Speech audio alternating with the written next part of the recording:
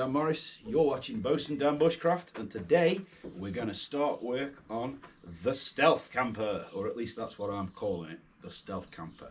We're starting off, our lovely base vehicle to start with is my 1989 Mark I Volkswagen Caddy, which I have had for more years than I care to remember. This will be the second time it's had some sort of camper conversion on it. A long time ago I actually built one from scratch, literally out of just framework and plyboard. It was great, it worked just fine. The only issue I ever had with it is I built it so as it sat level with the actual roof of the truck, which was alright, but it was only about that tall. It meant that you could just about sit up in it and fold the bed into a sofa and all of that. But we have managed to acquire this, and this is a fiberglass truck back made by the company Walker. It's clearly quite old because it was designed and built to fit only this model of truck, a Mark I Caddy. Yes, it is a little battered and it does have quite a bit of life experience and some broken areas. I got hold of this quite a while ago, didn't pay much for it because it only fits Mark I Caddies, and well, there isn't really many of those left now, so I got a right bargain for it. A few bits of fiberglass repairs have had to be done to it to get it solid, but it is now solid and watertight, and there isn't really any more issues with it. Certainly no issues that a bit of body filler and some paint aren't going to sort out. Yes, the door is missing, but it's not missing. I have it. I have the door safely tucked away in the other garage with Matilda.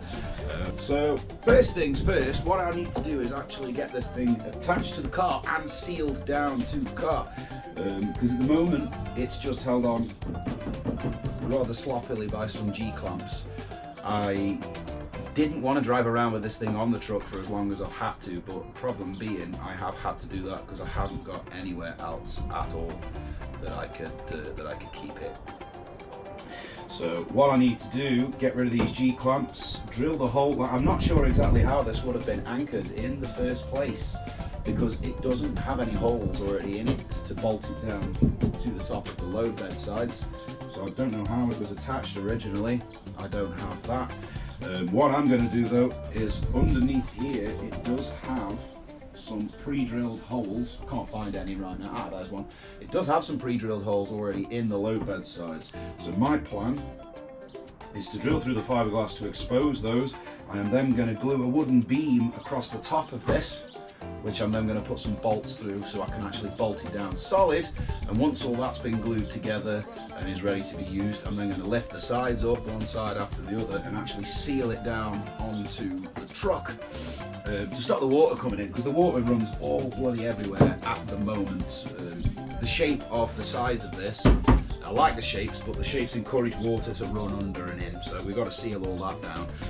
But also, one advantage of this back is going to be, and I don't know if you can see it, but on this truck, let me take the camera off and show you. On this Caddy at the moment, what I have is the old California opening window. Beautiful, very rare, very desirable on the Caddies. Very absolutely rubbish at keeping the water out. It leaks like a sieve, and I do have a pond in the footwells of the truck at the moment. So I'm hoping once I've got this roof and everything all nicely sealed to the car, it'll stop the water coming in through that silly window, because as good as those opening windows. Right, so 68 inches long. About 5 inch wide, should be able to just cut this in half. I don't think I'm even unshot there. Should be able to just cut this in half and get both sides out of this bad boy. There we go. You get all those people who say measure twice, cut once. No, measure once, cut once. Just bloody measure it right, use your eyes.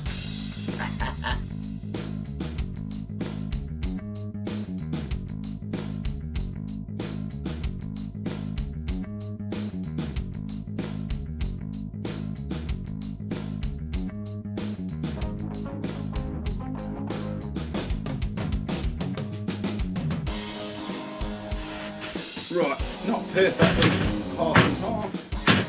One is a little bigger. In all honesty though, like I said, that doesn't matter. Take them to the truck now, check that they do actually fit. Right, let's just see that they actually are. Oh yeah, good job. This other one. The interesting and tricky part is going to be getting the framing up to there. From there, we're going to have to come up with some creative solutions for that. Lovely stuff. Oh, that's going to do the job just right. Magic. Right, so we've got a cheapy solar panel that I got on eBay for about £16. And a multi-charger that was also not ridiculously expensive. Luxy. We have life. We have life. Yeah, it's charging. Brilliant. And chuck that on the truck roof and get some free power. Right then, so we have the pieces of wood that we need to hold the thing down in the first place. Vitamin coffee. If you're ever in Leek, Staffordshire, Coffee One, ask for the dark roast. They make a nice brew. The reason I have this is because I dropped a clanger, and instead of buying 2 packs of bolts that come in 4s, for some reason I bought 2 packs of washers that come in 12s, which is ridiculous because I don't need that many washers. But these little mishaps happen. Anyway, now what I need to do is make the bolts that go through the pieces of wood and actually hold it down to the truck itself. And what I'm going to do with that is put a hole through these pin brackets and weld these onto these brackets. That way, when you tighten it from underneath, they're not going to spin around and cause themselves a general nuisance. And I need to make 8 of those. So I'm just going to get the whole thing done, cue the time lapse. Anywho, just as a little point of reference to anyone out there who welds, you probably already know this if you do welding, but all of this stuff is zinc plated. As you can see, it's all nice and shiny. And it's been zinc plated to stop it rusting, which is a lovely thing, but welding zinc gives off really toxic gas that you don't want to be breathing in. So all of these will have to be cleaned off before they're welded. So just keep that in mind. Don't be trying to weld through galvanized surfaces. It does just give off toxic fumes.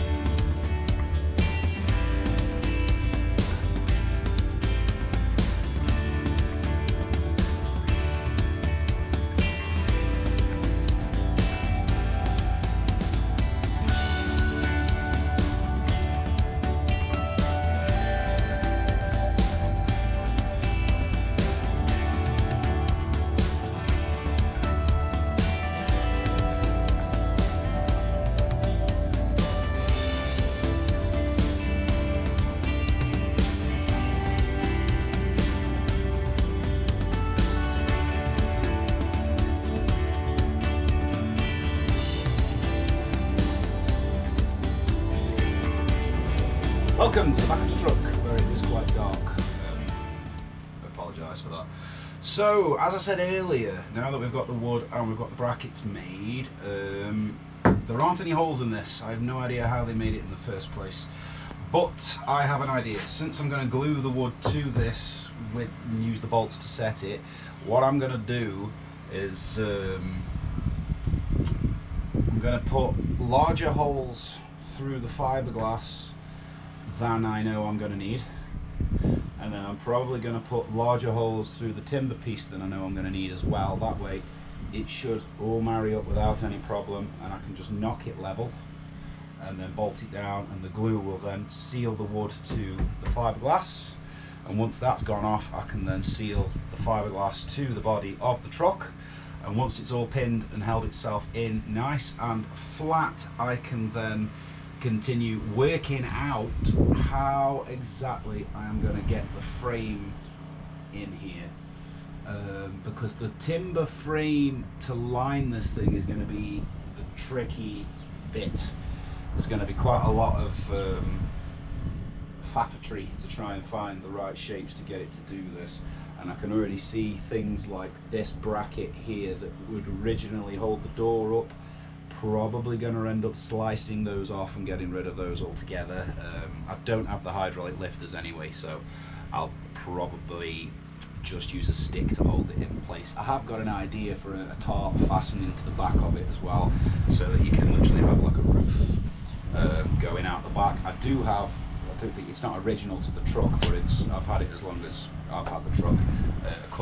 Used to cover the load bed.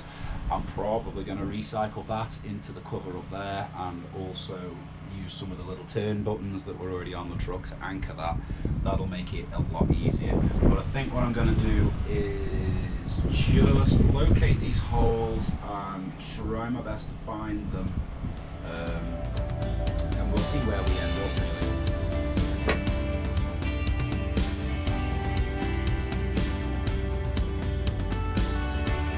Right, that's the holes through the fiberglass done. Now what I've got to do is best guesstimation of where through the wood they go.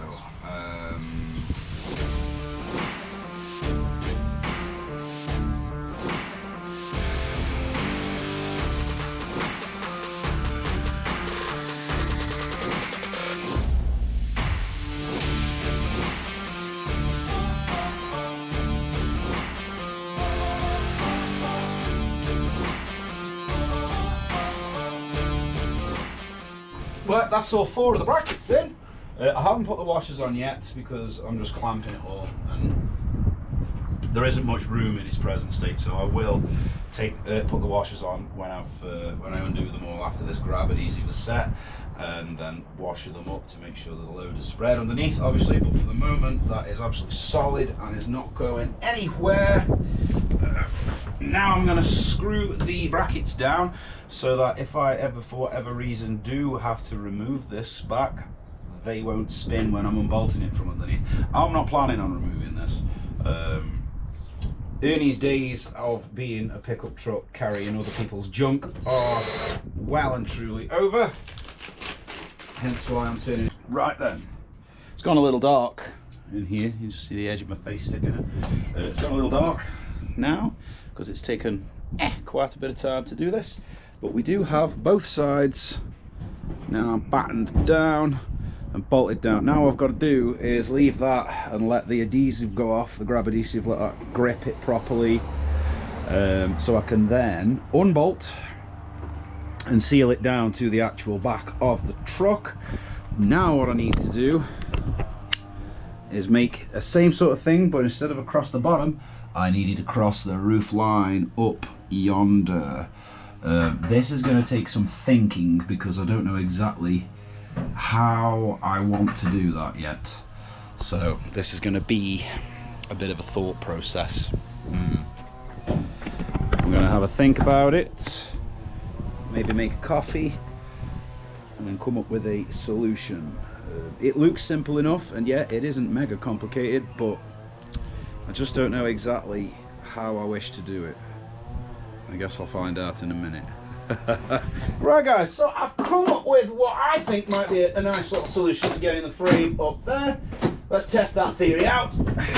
Again, I apologise for the low light quality and also the fact that there's not much to look at in the back of here because it's just a big dark lump, but you know, I am in the back of an old caddy pickup at the end of the day, so space is at a premium, and is what it is. So my plan is, again, a shite load more, what is it called?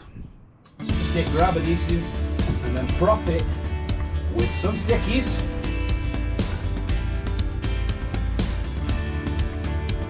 There we go, it's a bit brighter if I bring the camera inside. Ta-da! So I need to glue that up there. And these sticks, these are just propping it in place. But I think that's going to work. And like I say, I'm going to have to come up with something very interesting to deal with this front end and all these wacky shapes that are just currently being nicely highlighted by the presence of the sun. So that's handy. So I'm going to go ahead and cover this with goo and get it stuck in place. There we go. All glued in with the adhesive. I keep saying adhesive instead of adhesive. I'm annoying myself with that now. It's like, what are you trying to kid? It's adhesive.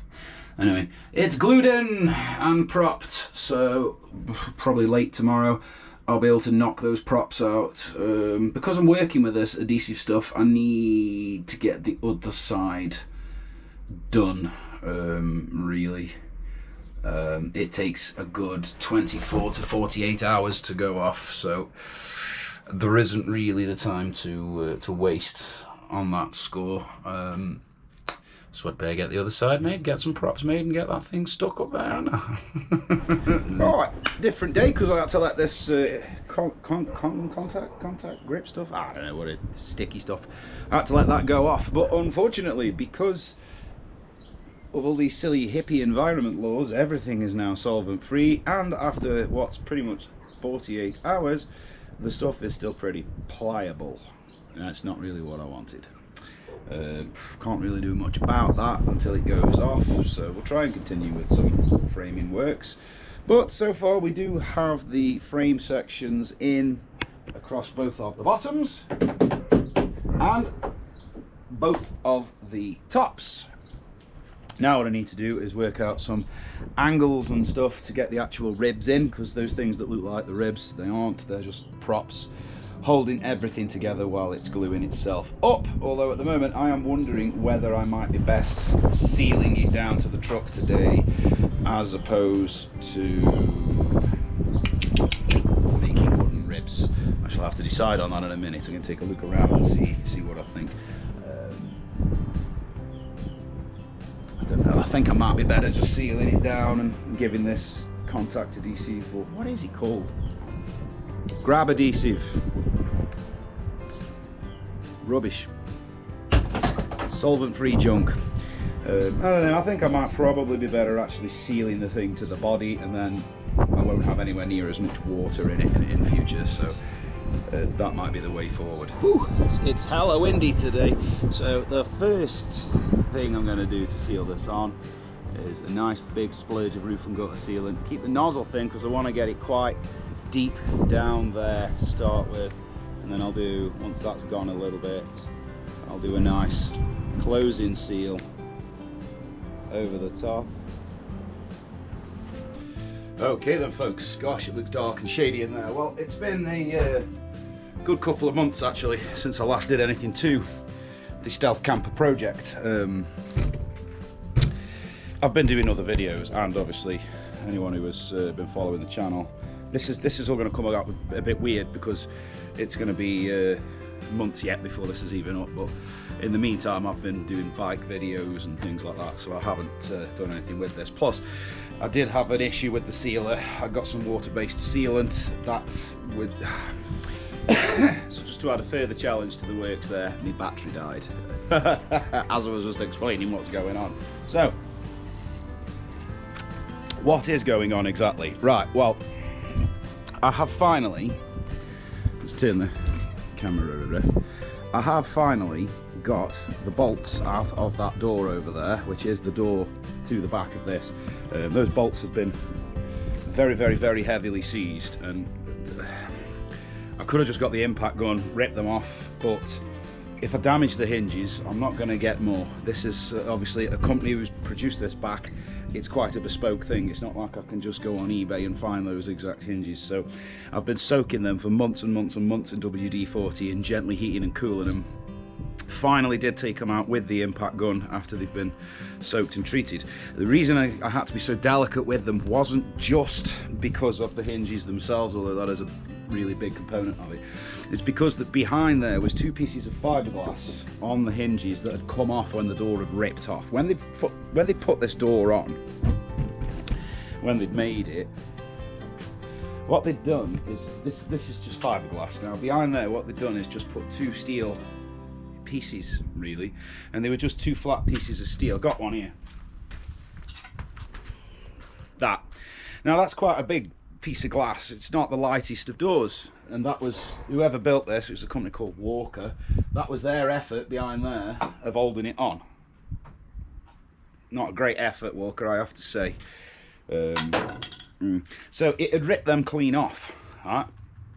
And it had taken a large chunks of the fiberglass with it. You'll be able to see earlier in the video where the missing pieces were.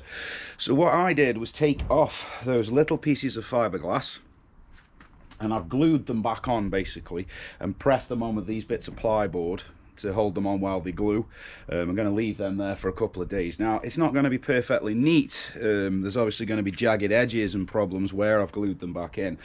but it will mean there's a whole lot less filling around that area to do. It's never going to be perfect again, but what you're going to do, once I've filled over it, give it a tickle with the old sanding stick, and this whole black bit that's all matte black at the moment is going to stay matte black. I'm just going to repaint it with some spray on matte black anyway, so it shouldn't stand out as much. Now obviously what I am going to have to do is heavily reinforce the back of there to take the weight of that door, because it is quite a heavy thing.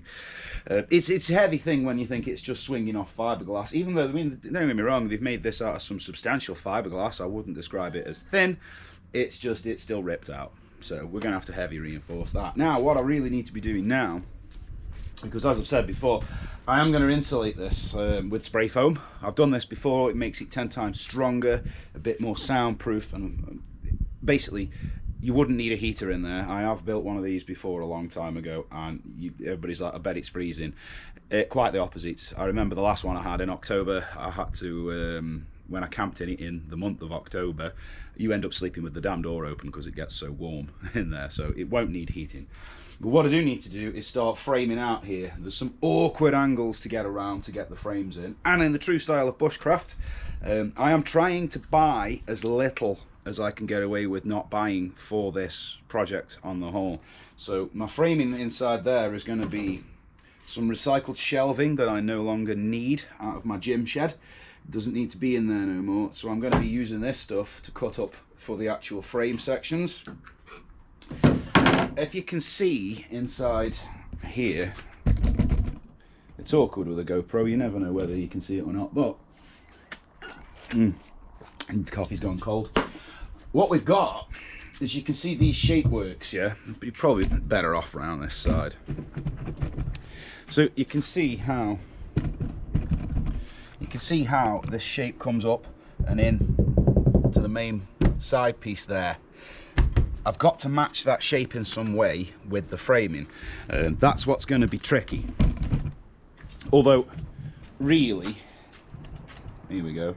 What I don't really need to be going in and all of that, really. I could just sit in front of that, flush down to this wood.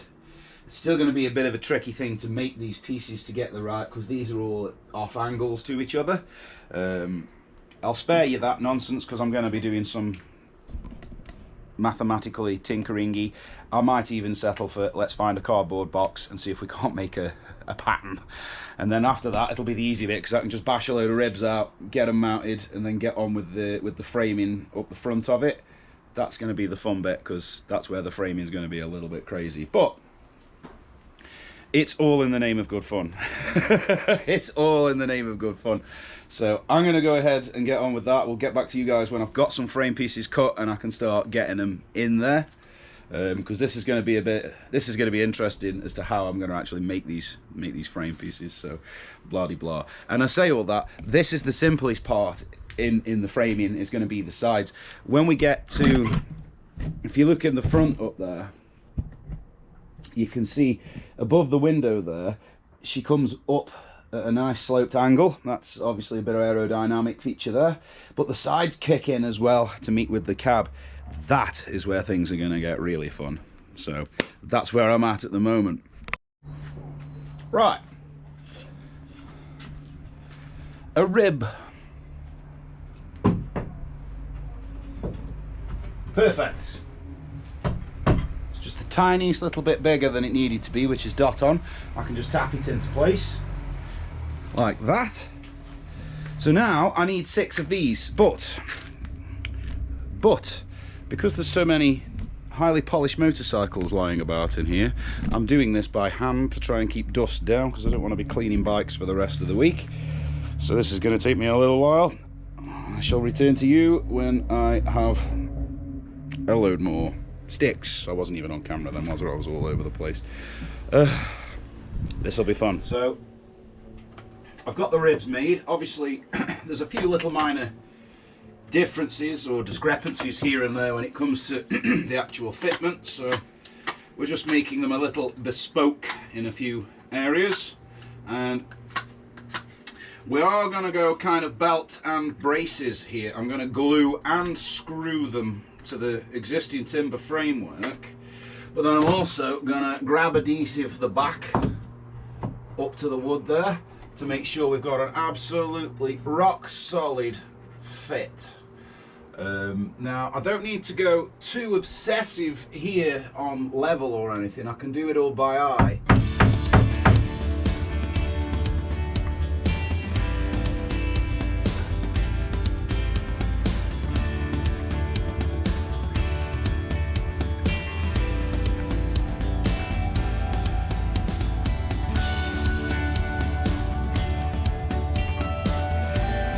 Lovely, I'll get the others in. Go for So it. what I've had to do with this front piece, because of these complicated shapes, it's just box in the window. Right.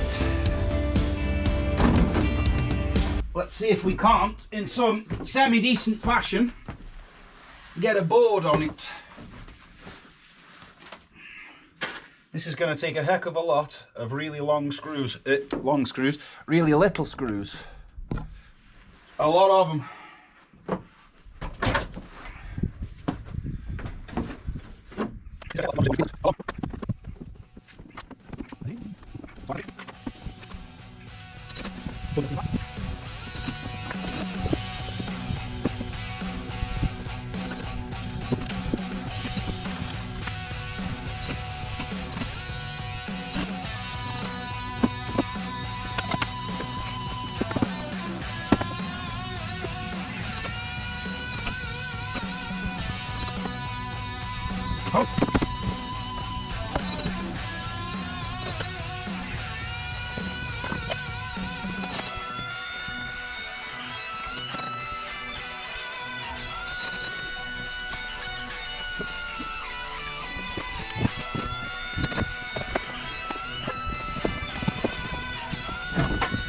Right then, so at the moment we've got both sides in. You can see where I did my little framing trick to hide all those weird shapes. It's kind of works because it's not perfectly flat, but it's much flatter. Make it a lot easier to line up the carpet later on. I'm now on the roof frame, as you can see. I'm sacrificing a bit of space for insulation. I'm not that tall. It's not a great loss of space to me, to be honest with you. It's just a couple of inches. Got the first rate, it's not in, it's just floating there at the moment while I'm deliberating. The only thing is, I've got the second roof, a hollow roof with foam in it, which I assume the manufacturer did to stop condensation. But it's not attached to the foam, it's flocking. So that's not going to give me any strength advantage at all, considering I'm putting foam in there myself, expanding foam. So I'm wondering, can I just slice this layer off with a Stanley knife and then maybe scrape the foam off so I've got a clean surface to flood with foam. That'll give me overall, that'll give me much more strength and more insulation in the long run. There's only one way to find out. Pull that out for the moment.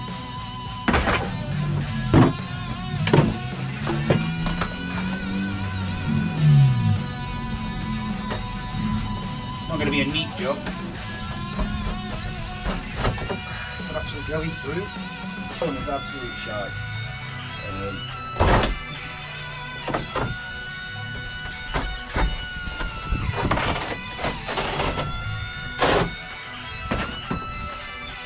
Yeah, the foam is corroded, wet, worthless. That's coming off. I'm getting rid of that. I'll get back to you when I've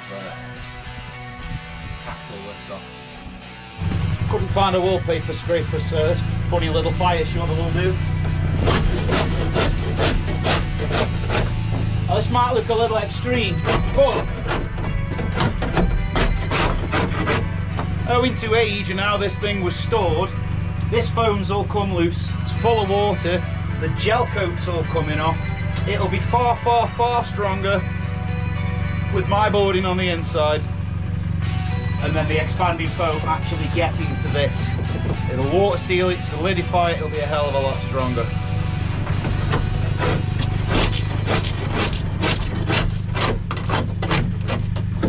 Well, this is the living definition of the word ball ache. So I've got all the dead foam and everything off it. That's soaking wet through. But the inner layer of, I can only assume it's the gel coat that they've put on. on the fiberglass is no longer sticking to the roof. So I need to get all of that off so I can reseal the inside. I have some special gloss for sealing fiberglass that I can put on it.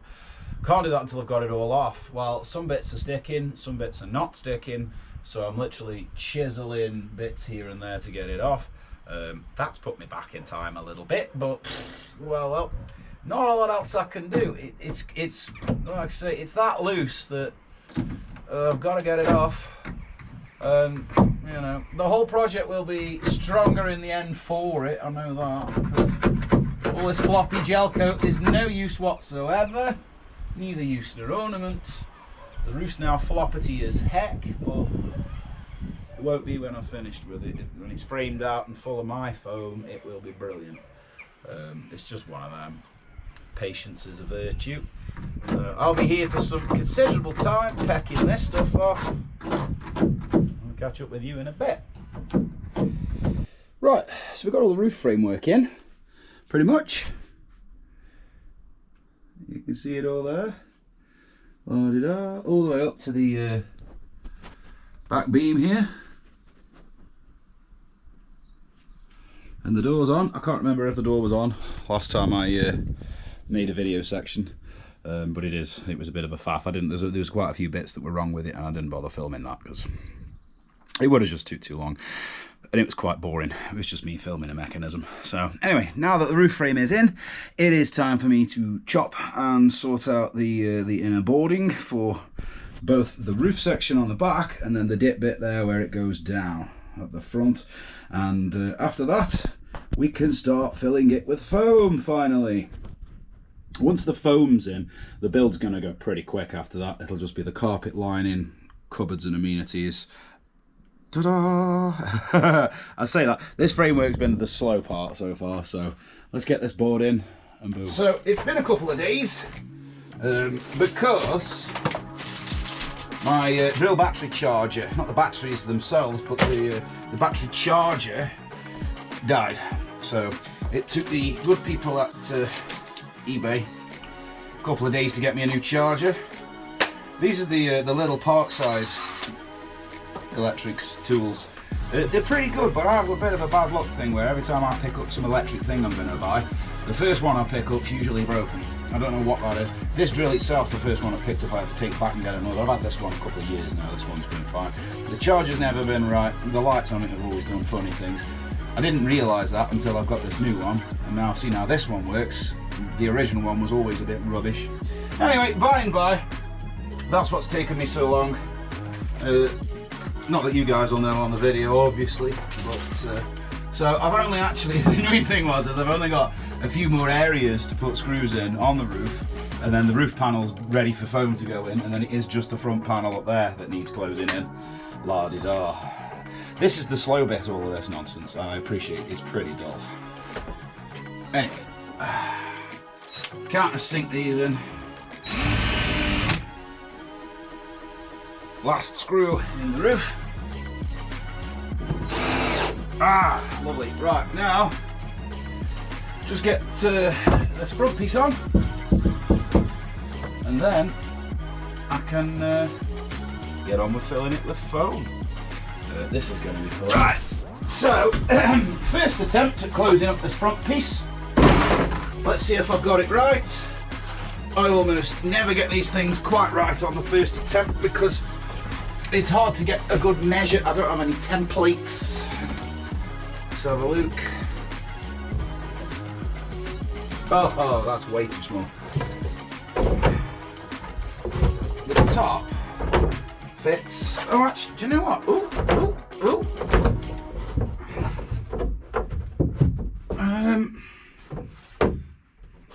Well, okay. There's a little wiggle room. But I think I can make that work. Excellent. Now you've probably noticed there's no frame on the either side there and there. The problem there is it's so close to the actual fiberglass, I can't get a frame piece there to screw it to. So what I'm going to do is leave that floating seal it up with some sort of, well, that grab adhesive that I've been using, and then just fasten a batten underneath. Those battens underneath it, they can, as soon as the foam has gone in and gone hard and set, then battens can come back off. It'll just hold them there while the foam glues it together. I would love to frame it up. There just isn't anywhere there to put a frame. There's not a lot I can do about that, unfortunately. And I'd rather, really, I'm better off not framing that corner and letting the foam get all the way to the outside. And that, again, the whole thing will just become more strong because of it. Well then, we are at the point of putting foam in now. I apologise, there's some noisy, the bin wagon's here and it's a bit noisy.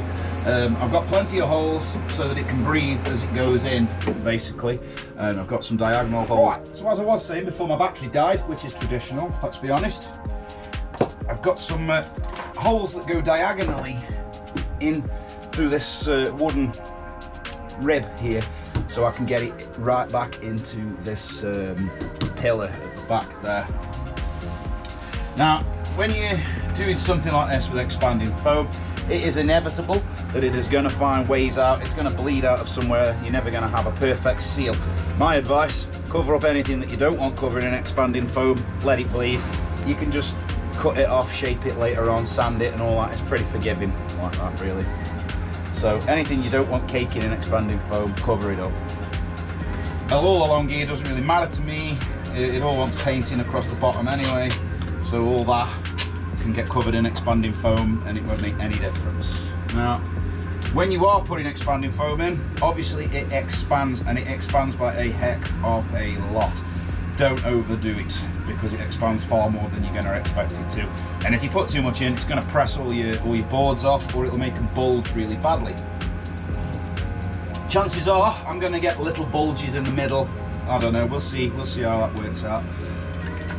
But don't go nuts with it. Now, most people think that when you've used expanded foam, basically you use it once and it all goes off in this and in the valve there, and it's useless. You can't do anything else with it. You can, even if it's set in that tube and in the valve head there, it is dissolved by petrol, just normal petrol. So you can clean it out, just drip petrol on it, and it'll come back to life, and you can continue to use it. Just so you know. Oh yeah, I forgot. Expanding foam cans need to go upside down. There we go.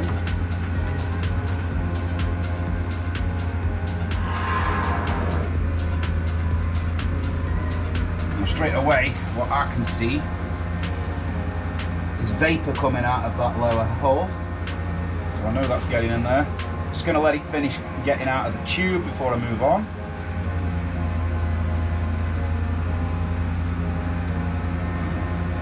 And then it's just continuing along.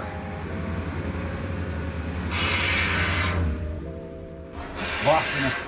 Not blowing too much in to start with, because like I say, it grows an awful lot.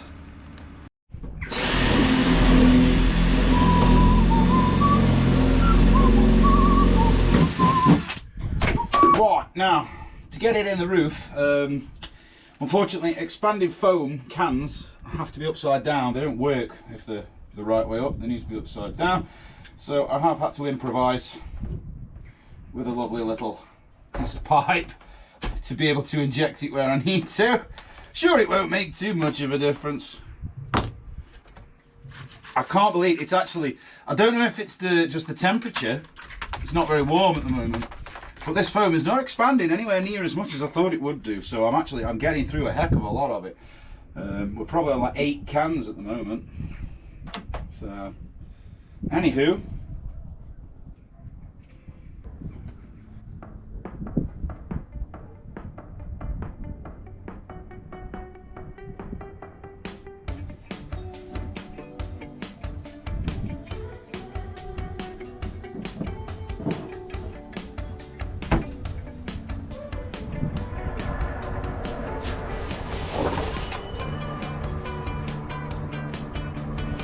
now, one of the advantages of using thinner ply on the inside, because this is only 1/8 of an inch thick, and alright, as the foam goes off, yes, it'll bulge ever so slightly a little bit. You're not going to really see that once the carpet goes off, but the biggest advantage of using the thinner stuff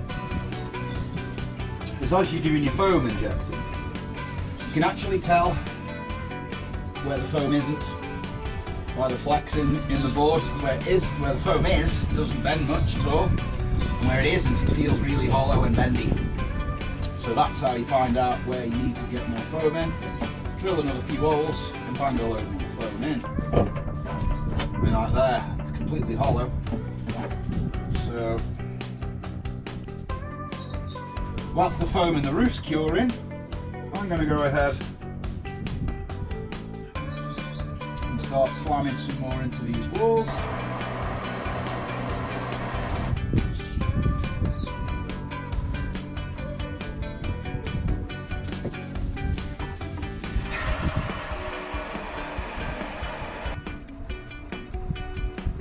I mean, that can went nowhere.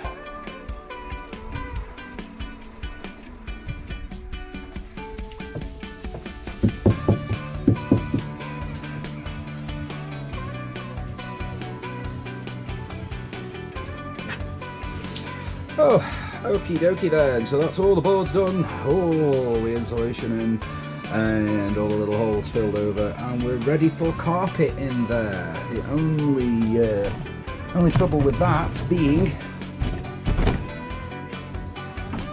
that I haven't got the carpet. It's on its way. So, whilst I wait for that, I am going to start cleaning the actual outside of this, because there's a lot of gouges and scratches and things that I'm going to need to fill over before I can paint it or do anything with it. And at the moment it's all green and mossy, and ain't no point sticking filler on anything when it's all green and mossy. So it is proper green and mossy and filthy up here, and, a little bit greasy too, which is no good, because all these cracks and lines and things that I'm going to have to fill out before I can paint and sand, obviously. Well, that's not going to work very well if it's full of green moss. So it wants a jolly good old scrubbing and get all of this mossy stuff and greenery out of all the lines and cracks, so I can get the fine surface filler in and start making a more smooth surface. I'm just using some washing up liquid to help strip through anything greasy, and that should do it. Certainly don't want anything with wax in it, so I'll just use a sponge to get the most of the greenery off it, and then I'll give it the business with an actual little scrubbing brush, as there's going to be quite a lot of little spots where I'll just need a tickle of filler here and a splat of this there. Right, so that's all clean and shiny. Now it's time to start filling over with over these cracks and damaged spots. Give them a sand first, make sure it's got some good adhesion. I'm actually just using 1K fine surface filler. It dries pretty solid but stays quite flexible, so it should take vibrate. Well, I know it does because it does on normal body panels, but obviously the plastic's going to flex a bit more than that. So it should do the job quite nicely. There's a lot of damage on this. The roof at the top is awful, but I've got to work with it, because like I say, it's a rare vehicle. These are rare enough. They're hard to get. So now we've got the first run of fine surface filler in, and it is going to take several runs over to cover everything I need to cover, because that's just the kind of animal I'm facing at the moment with this. I'm start flattening down a lot of the first layer, get it ready for the second layer. The roof's going to be a work of art, but you know, it is what it is. That's the whole point of this stuff. It'll all be smooth and flat in the end. It'll be lovely. I've used these sorts of things for years. It'll be great. It'll all make one beautiful smooth surface.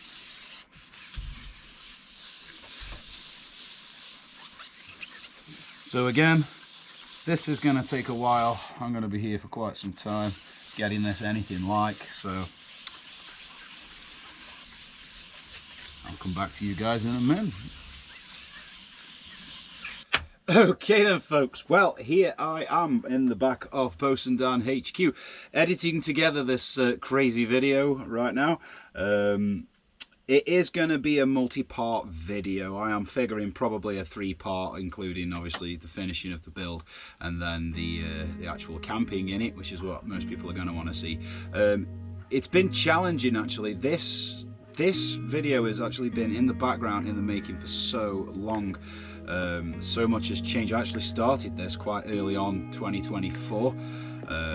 At that point I didn't have the motorbikes to go and do the motorbike tour videos and all that, so there's been a heck of a lot going on in the background whilst I've been waiting to put this all together. Some of the biggest issues have been obviously the bad weather come winter. That's natural, we know we get that. Christmas has got in the way, and for quite a little while the truck was needed to help with a house move and a few other things, because it is a pickup truck obviously, and as I keep trying to tell people, it's retiring now, it's going to be a camper. I still keep getting little things I have to go and do using it as a pickup. That will end once I finish this, because nothing dirty is getting in the back of that car once I've done this. So it has been a really time consuming one, this has. I've built many things. I've never made a video of myself doing it, so it's been an interesting learning curve. So you may have noticed whilst watching this video that I've had several different haircuts and constant different changes of clothes and weather and everything else going on. So part 2 will be coming as soon as I can get to it. I don't know, I can't promise when that will be. So if this is your sort of thing and you're enjoying it, please do subscribe and hit the notifications bell so that you will get notified when it pops up. Cannot promise when that next one is going to be, and there's going to be a lot of other bushcrafty stuff happening in between this video and the next part, but we will be getting on a camp in it and all that sort of craziness once it is finished. My plan actually was to wait until I'd got all the footage to make the 3 parts and then post them then. But in all fairness, I need the memory space, and all of those video clips are taking up such a huge amount of data on the old laptop here that I need the space, so I need to get this up. And you may have to wait a little while for part 2, but that is unfortunately how it is. So as always folks, please do like, subscribe, share, bully your friends into watching it, you know, make posters, put them up on your local bus stops or whatever you want to do. But until the next time guys, get yourselves out there, get bushcrafting, get having fun, be safe, go buy yourself a pickup truck, turn it into a camper van if you must, and I will catch you on the next one. So, Bosun Dan out. Shall I sneak off and hide again?